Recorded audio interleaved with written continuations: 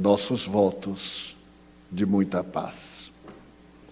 Inicialmente, eu desejo rogar escusas por não me encontrar com a saúde conforme seria de desejar.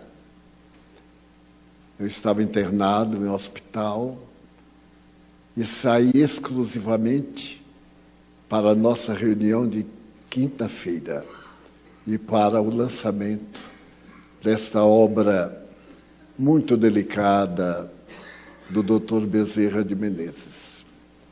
É provável que durante a nossa conversação, porque será abrir o coração da mediunidade a todo aquele que deseje servir à humanidade através dos recursos da doutrina espírita.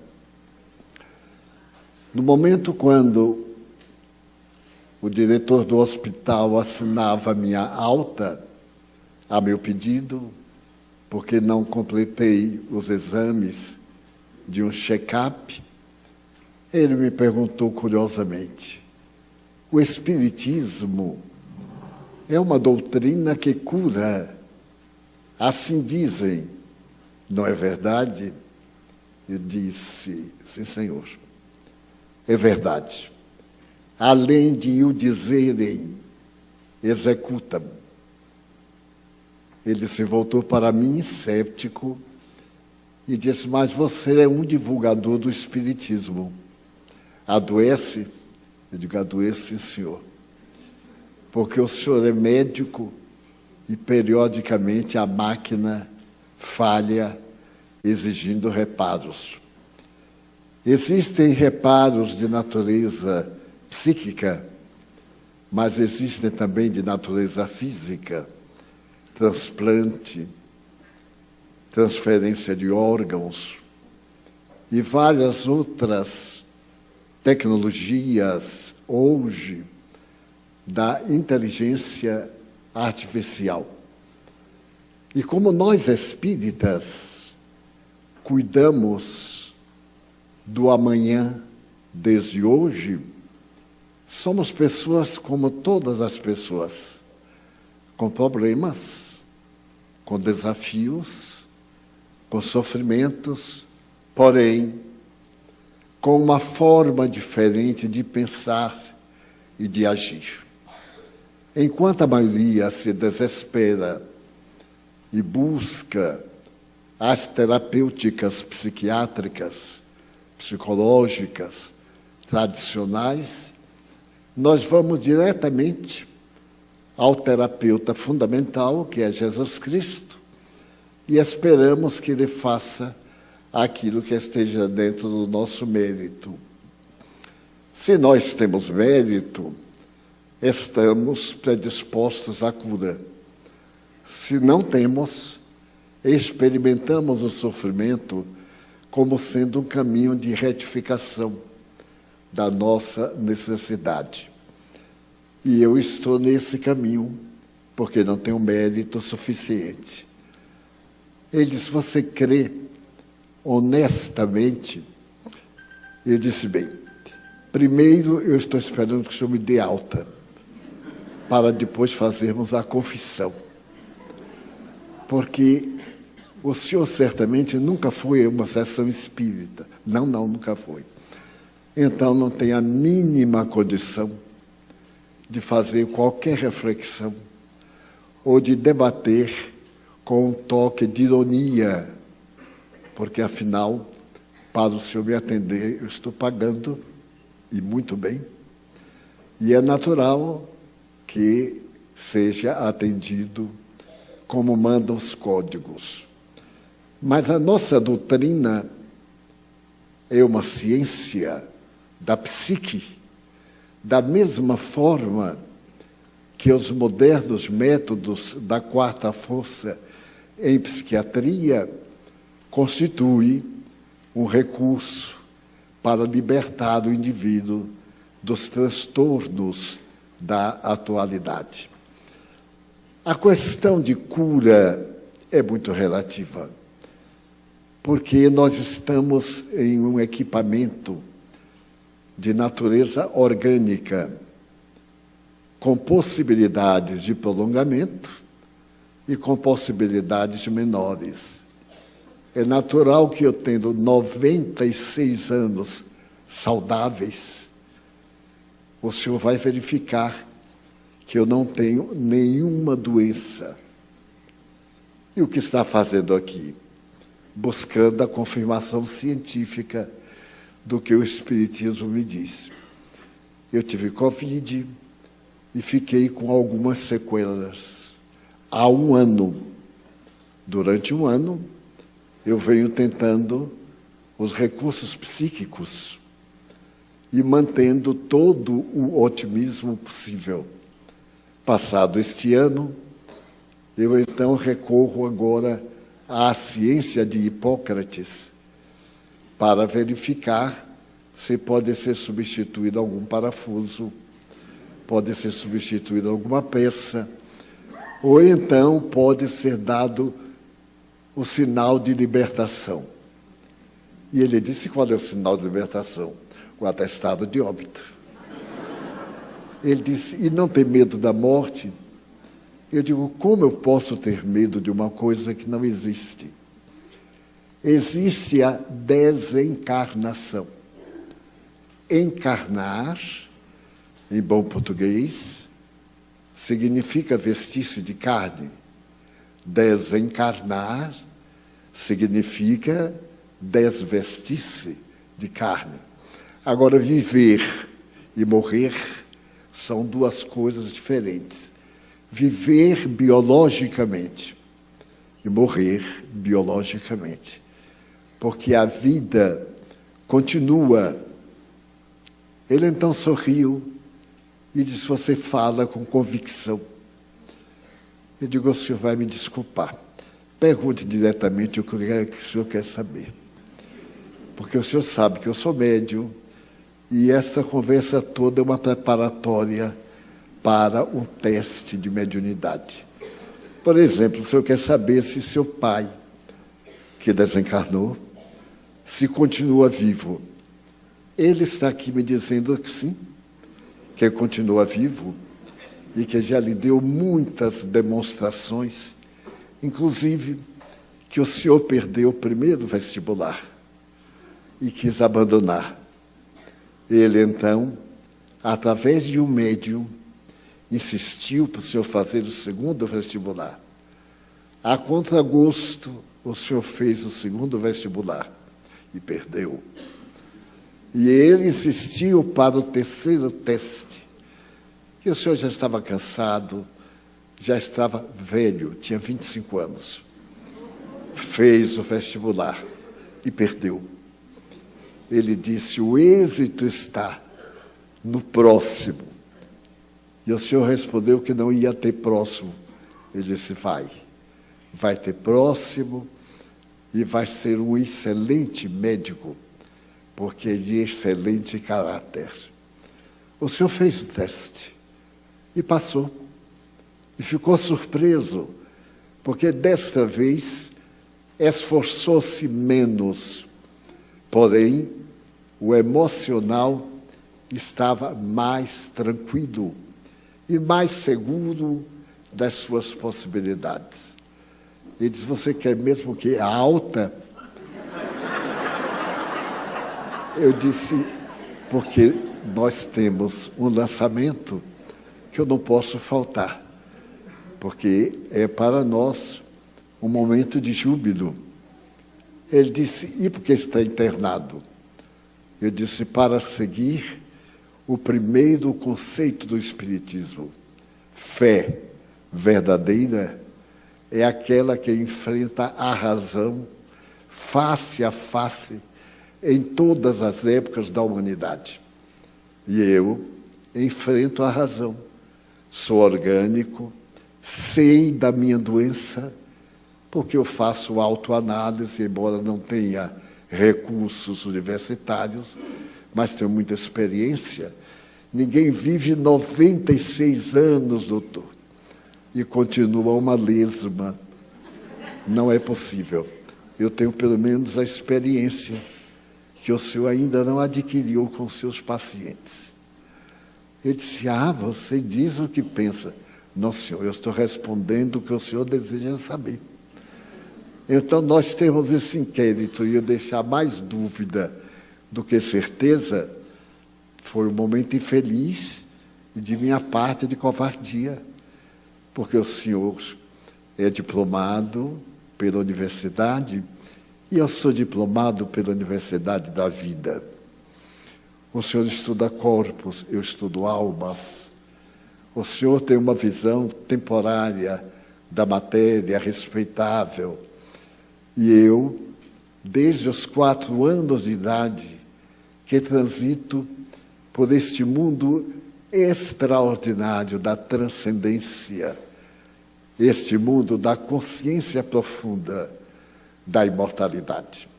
E ficamos amigos. Então houve risos, não houve ranger de dentes, houve abraços, e ele disse, depois que cumprir o seu dever em Salvador, venha terminar os exames.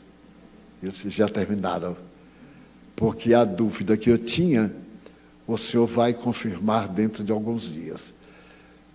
E então, constatei tranquilamente, mais uma vez, a excelência de uma doutrina religiosa que ensina o indivíduo a acreditar-se em si mesmo e a realizar a autobusca. A visão moderna da medicina não é a mais de dar drágeas injetáveis ou outras. A inteligência artificial tem nos ensinado aquilo que Hipócrates já havia dito 400 anos antes de Jesus.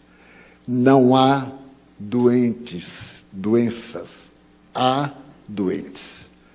A questão é o conflito do cerne do espírito.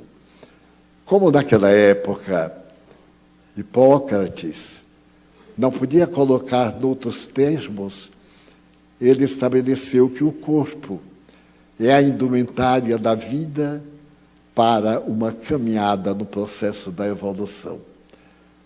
Ele então disse, o senhor conhece isso? Eu digo, meu Deus, está no livrinho. Então aí, como bom baiano, eu digo, está no livrinho que qualquer um pode ler. Eu também li. Não é proibido ler. Então nos tornamos mais amigos, mas não terei mais alta no hospital. Caí do 20º andar, agora não tem volta. Mas quero dizer que a doutrina espírita, mal compreendida, mal divulgada, ainda nesta atualidade da lógica, da tecnologia de ponta, das micropartículas e do macrocosmo, ainda é tão ignorada que é lamentável, porque a grande imprensa e outras doutrinas religiosas encarregaram-se durante muito tempo de assinalar a mediunidade com a superstição da feitiçaria. Os fenômenos mediúnicos como sendo da ignorância popular e de escravos, o que demonstra que não conhecem em absoluto essa doutrina científica. Porque notem que desde os primórdios da cultura humana, por volta do século VII antes de Jesus, a filosofia na Grécia já se debatia na seguinte interrogação: que é a vida? Por que se morre? Qual é o fundamento principal da vida? Depois de muitos debates, a psicologia contemporânea veio dar as respostas que o grande pai da doutrina médica não havia conseguido. O grande objetivo da vida é conhecer a vida e bem viver. Não é viver bem, porque o mal, o vulgar, o indivíduo sem escrúpulos, vive bem. O seu problema de consciência, psicologicamente, é uma consciência de sono, sem sonho. Mas quando ele raciocina, ele adquire a consciência de natureza cósmica. Nada lhe é surpresa e nada lhe é impossível. Porque vivemos um universo de mutações e de movimento permanente. E a razão básica da vida é o movimento. E como não existe nada em estado de letargia, parado no universo, se há movimento, dizia Aristóteles, há vida.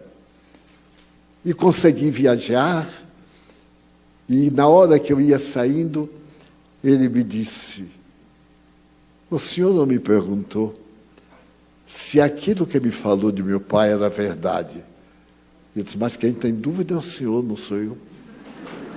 Se eu lhe falei, não era necessário lhe perguntar. Eu lhe falei porque não apenas tenho certeza, mas porque conversei com ele além da fronteira material da vida imortal. Ele me disse, o que é que eu faço? Eu digo, eu vou voltar, mas não para me internar. Eu vou realizar uma conferência aqui em São Paulo, convidá-lo com antecipação e convidá-lo para um encontro informal de perguntas e respostas. Pois bem, eu cheguei ontem, ou melhor, anteontem, e ele já me deu a honra de mandar um e-mail. Na sua explicação sobre papai, eu fiquei intrigado. Como é que o senhor poderia imaginar que eu perdi 4 vestibulares? Eu aí respondi já, mas eu não imaginei. Eu lhe informei confirmando o fato que aconteceu. E um grande médico francês, Dupont, assevera que não existe nada mais poderoso do que um fato. Um fato é uma punhalada na ilusão e na mentira. E o Espiritismo é uma doutrina que nasceu dos fatos, da comunicação dos chamados mortos aos chamados vivos. É o de que vamos cuidar. Hoje, já é setembro, mas nós vamos realizar a tarefa que estava programada para a terça-feira passada, que era o lançamento do livro do Dr. Bezerra, aproveitando a data da sua existência terrena, 29 de agosto, quando ele nasceu, vindo estar conosco e realizando uma existência prodigiosa, desencarnando a 11 de abril do ano 900. Uma vida breve, de 64 para 65 anos. Quando, no passado, falávamos de idade, tratava-se esse indivíduo de um ancião. Mas eu estou com 96 anos e me sinto juvenil. Ou é um transtorno mental, ou é uma realidade. Porque não perdi a alegria de viver, a confiança em mim mesmo. Aprendi a me amar depois de velhote, porque antes tinha os conflitos, tinha os dramas, o jogo da educação social, feita toda de hipóteses. Então, à medida que eu mergulhava no Espiritismo, os Espíritos diziam, conhece-te. A velha frase do templo de Apolo, na Grécia, conhece-te a ti mesmo. Eu conhecia muita gente e, curiosamente, não me conhecia. Eu tinha notícias de coisas que aconteciam comigo. Então eu ficava espinhado com um olhar, ficava mal com uma palavra pesada. Achava que a vida não foi generosa para mim, porque eu havia nascido no lar modesto. Minha mãe era analfabeta, meu pai quase era um homem extraordinário. Ele aprendeu a ler e escrever para poder votar. No tempo que votar não era voltar, era votar. E então eu lamentava isto, porque os espíritos me falavam sobre transcendências e eu não tinha com quem conversar. Não sabia se era verdade. Certa feita eu estava num sepultamento e o amigo da família me pediu para fazer uma prece. E eu comecei a fazer a prece aqui em Salvador, no cemitério. E quando eu estava no entusiasmo, porque orar é falar a Deus, meditar é esperar a resposta de Deus. Então é necessário as duas fases. Quando eu estava me entregando a Deus, apareceu-me um espírito e me disse: olha, quando eu terminar, acompanhe-me, que eu quero lhe mostrar algo muito interessante. Terminei a prece, terminamos o sepultamento e disse: venha comigo. E levou-me a uma sepultura algo luxuosa. E me disse, eu era médico da faculdade de medicina e era especialista em tal disciplina. Desencarnei e, ao invés de, em minha homenagem, se construir mais uma sala de cirurgia para os necessitados, se construiu um mausoléu de pedra, de morte, sem nenhum significado.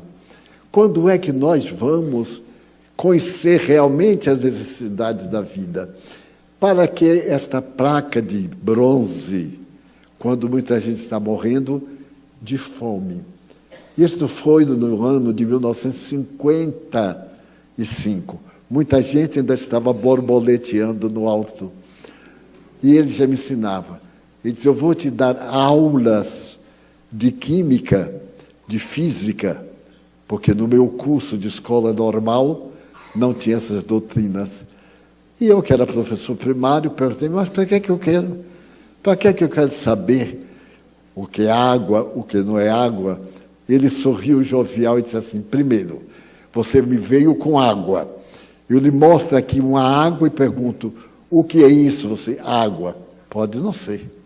A aparência é. Esse daqui é H2O. E o que eu estou lhe apresentando é H2OS4. Aqui é água de beber. O outro é bem diferente, porque se trata de um ácido. Basta tocar a língua, já começa a destruir a sua vida. Então você tem que conhecer química para saber como são compostos os corpos, etc. E ficou meu amigo, declarou seu nome, a disciplina, referiu-se a muitos alunos que são hoje personalidades muito célebres, e me aparecia toda terça-feira. 1h ele me aparecia. Então, naquele tempo, não tinha técnica nenhuma, mas ele improvisou um como instrumento de slide que projetava na parede. Não havia slides naquela época, de forma que, quando chegou a maquinazinha de projeção, eu me achava um deputado em slides, porque já conhecia muito bem. Mas ele começou a falar, a dizer as palavras técnicas, e eu dizia assim: mas meu Deus, eu vou meter isto na minha cabeça, para quê? Eu preciso de uma coisa que eu possa me empregar.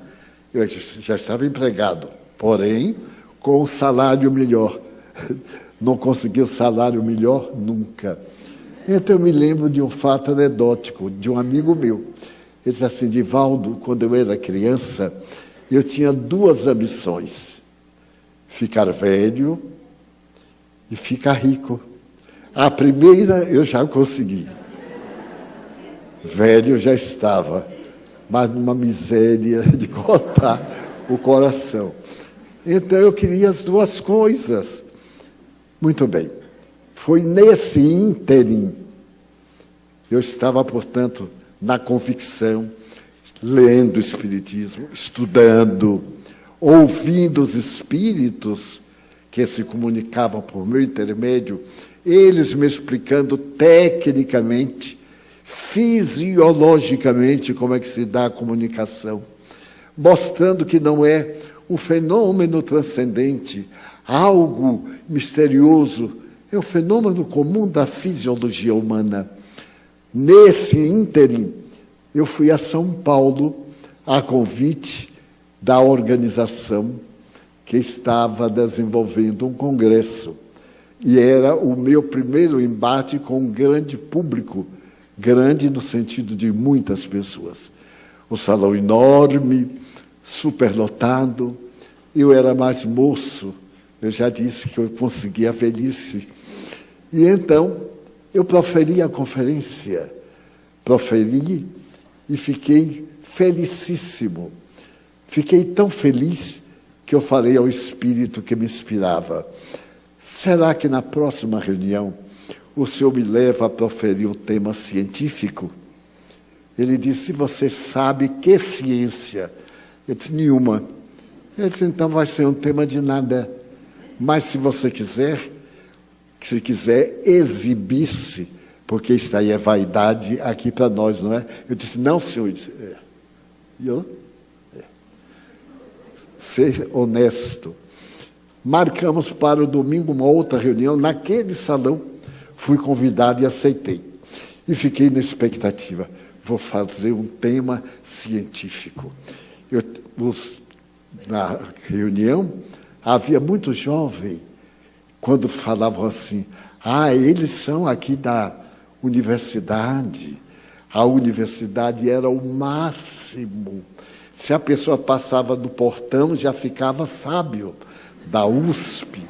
Eu, que nunca passei em portão nenhuma, fiquei um zero à esquerda. Muito bem, chegou o dia. E o Espírito me disse: está preparado? Porque, meus irmãos, eu via uma fita de teletipo. Passava-se na minha vista e eu lia. Ia lendo. Se ela passava com velocidade, eu lia rápido. Se diminuía, eu ia, portanto, no ritmo da matriz da minha fita de teletipo. O Espírito me disse: nós hoje vamos falar sobre um tema muito delicado. O senhor conhece o evolucionismo de Charles Darwin, conhece a questão bíblica, o criacionismo, mas não conhece o transformismo. Eu disse: Ave Maria. O que será esse transformismo? Mas fingi que sabia. Disse: pois não. Ele disse: é com ele que vamos começar. Houve as apresentações, eu me preparei, tinha uns sinais que eu podia identificar que os espíritos já haviam chegado. Quando eu vi a abertura, ipsis verbis, apesar das imensas conquistas da antropologia, da paleontologia e da fisiologia, não é apenas a Charles Darwin que se deve, mas havia um outro nome. Eu sabia do nome, mas não tinha certeza. Eu então disse: apesar das conquistas de Darwin, há o nascimento da doutrina de pesquisa científica. E eu quero falar a respeito do transformismo, principalmente a respeito de um dos pais do transformismo. E então, continuei a falar. Quando eu vi aquele nome, eu caprichei na pronúncia. Caprichei e pronunciei errado. Aí eu ouvi dizer assim: burro. Burro. O nome é tal, mas eu não perdi a linha, isto é, tal. E aí eu falei, tinha 9 nomes. Eu digo, é falta de caridade. Alguns em alemão. Chegou em um momento eu dizia assim, meu Deus, em espanhol também. Mas como? Aí o Espírito foi ditando palavra, eu dava uma pausa, ouvia o som, dizia e olhava assim para o pessoal da USP. Aí a USP levantava os ombros e dizia, assim, está certo. Foi a minha primeira conferência. A partir daí, eu me atrevi a aceitar os desafios, desde que, me conhecendo as minhas possibilidades, conhecendo quais os requisitos para um bom fenômeno mediúnico, eu consegui desenvolver temas doutrinários baseados em Allan Kardec, o codificador, na mais moderna ciência e, digamos, e nas ciências que estão por vir. No fim, quando eu estava terminando, eu vi adentrar-se um senhor com a barba branca, uma roupa de linho no tom marrom, 3 botões e a mão aqui entre os botões. Ele veio andando, chegou-se bem a mim e disse, hoje nós vamos começar uma longa história.